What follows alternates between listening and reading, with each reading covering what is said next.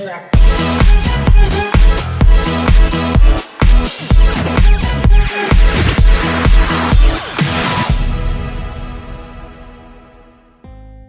guys, for Let's Talk tips, it's about Dhalpuri. The first step is kneading that flour until all of the gluten forms and it's very smooth.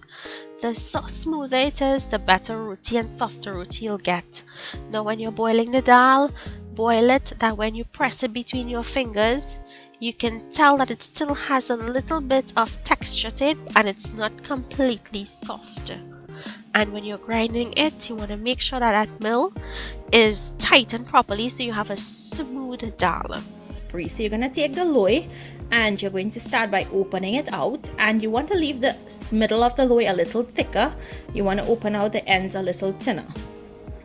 Now we're doing this because when we bring it together, the ends are going to come together and form that thickness the same as the inside or the middle.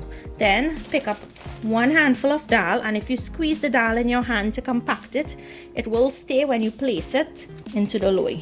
And then you place it like this, press down on it, and then bring the edges up. Now when you're bringing the edges up, try not to let there be too much of space in there, because it will create an air pocket and you don't want that.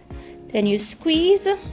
I like to dip it in a little bit of dry flour so that when I put it on the counter it doesn't stick. And then you roll it in your hands like this and you have one Dhalpuri loaf. A little bit. And then to make sure that the dal goes throughout the loaf, you have to start from the middle and press that dal outwards. You want to roll it like this. You want to press more on the ends, because as I said, you want the ends to be nice and thin. You don't want the ends to be too thick. When you're cooking it, you need to cook it on a medium-low heat and lightly oil both sides.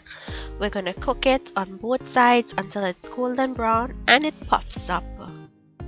Once you have a nice smooth filling, your roti is not going to burst and it is going to swell. And guys, that's all my tips I have for you for making the perfect Dhalpuri. I do hope that the tips that I gave you all were very helpful. Try them, let me know what you think, and if you need any help, please feel free to email me at natashaskitchen19@gmail.com and I will respond to your questions. Thank you for watching and I'll see you in my next video. Bye!